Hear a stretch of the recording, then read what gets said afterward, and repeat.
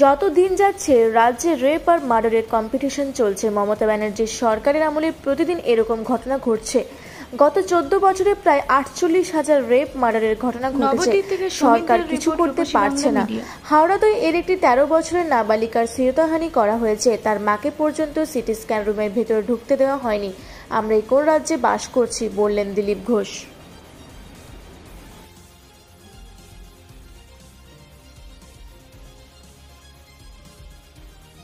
দেখা যায় এটা কন্টিনিউয়াসলি চলছে।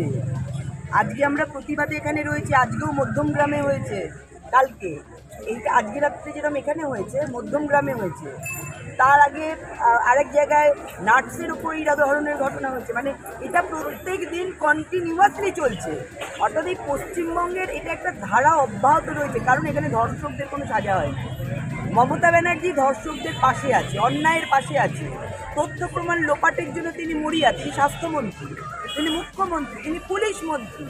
সেই জন্য আজকে আমরা দেখতে পাচ্ছি চারিদিকে যারা অন্যায়কারী তারা ঘুরে বেড়াচ্ছে।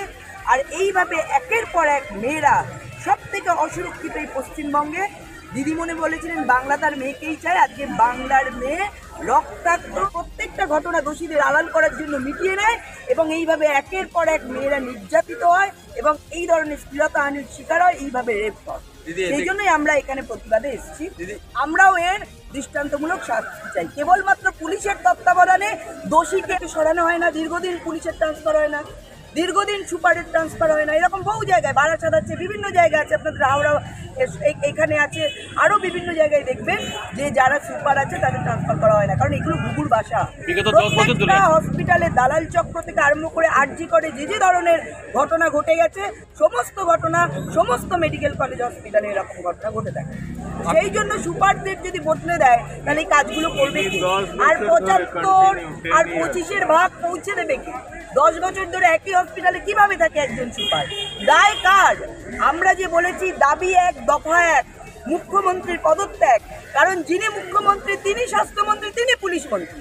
অর্থাৎ সমস্ত ঘটনার নায়ক, ঘটনা ঘটানোর যে চক্রী বা যার নির্দেশে এই ধরনের ঘটনা ঘটে চলেছে সুপার স্পেশালিস্ট হসপিটাল, এবং সেখানে না ডাক্তার আছে, না নার্স আছে, না ঠিক মতো চিকিৎসা ব্যবস্থা আছে, কেবলমাত্র দালাল চক্র ঘুরে বেড়াচ্ছে এবং এই ধরনের অবৈধ ব্যবসা এখানে বিভিন্ন হসপিটালে তৈরি হয়েছে। তার জন্য আমরা তার প্রতিবাদ জানাচ্ছি এবং সুপারেরও আমরা শাস্তি চাই, কারণ এই সুপারের তত্ত্বাবধানেই এই ধরনের ঘটনা এই হসপিটালে ঘটেছে। 40,000 অপরাধ হয়েছে, তারা কোন মুখে বলছে 2 সপ্তাহ 3 সপ্তাহ? কোথাও লেখা আছে 2 সপ্তাহে করতে হবে?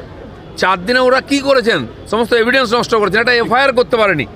সেই পার্টির লোকেরা যারা ধর্ষকদের সঙ্গে আছে, যারা সমাজ বিরোধীদের সঙ্গে আছে, তাদের মুখ্যমন্ত্রী যিনি সেই ধর্ষকদের এবং অপরাধীদেরকে আড়াল করছেন, তারা কোন মুখে বড় বড় কথা বলে? কার সঙ্গে এগ্রিমেন্ট করেছে ওরা? আজকে নাটক করছে, ফাঁসির আর কি আইন করবে? কে অধিকার দিয়েছে ওদেরকে আইন করা? চলুন বন্ধ করুন, মমতা ব্যানার্জি সহযোগিতা করুন সিবিআই সঙ্গে। 13 বছরের মেয়েটির উপরে অ্যাটেম্প টু রেপ, তার শ্লীলতাহানি হয়েছে, তার জন্য অ্যারেস্ট হয়েছে একজন। তার বিরুদ্ধে আমাদের মহিলা মোর্চা এখানে ধর্ণা দিচ্ছেন, বিক্ষোভ দেখাচ্ছেন, কারণ সারা পশ্চিমবঙ্গ জুড়ে মহিলাদের সঙ্গে এরকম ঘটনা ঘটে চলেছে।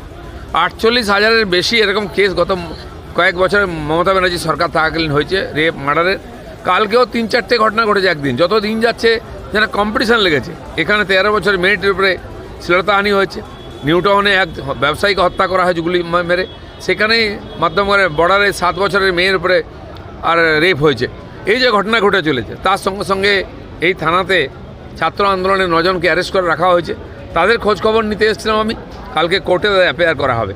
তো সরকার বিরোধী কণ্ঠকে বন্ধ করার জন্য, বিরোধী পার্টির লোকেদেরকে, বিরোধী আন্দোলনকে স্তব্ধ করার জন্য সমস্ত শক্তি লাগিয়ে দিচ্ছে, পুলিশকে লাগিয়ে দিচ্ছে, তাদের কেস দিচ্ছে, তাদেরকে জেলে ঢোকাচ্ছে। অথচ যারা খুলেআম মহিলাদের উপর অত্যাচার করছে, মেয়েদের উপর অত্যাচার করছে, তাদের ভালো করে টেস্টও করা হচ্ছে না। পুলিশ তাদের মধ্যে কেসও করতে পারছে না, অ্যারেস্টও করতে পারছে না, আটকাতেও পারছে না। এই 13 বছরের মেয়েটিকে হসপিটাল নিয়ে আসা হয়েছে এখানে হাওড়া। সেই মেয়েটিকে যখন মেডিকেল টেস্ট করা হচ্ছে, একজন যুবক করছে, সে টেম্পোরারি এমপ্লয়ি, তার বাড়ির কেউ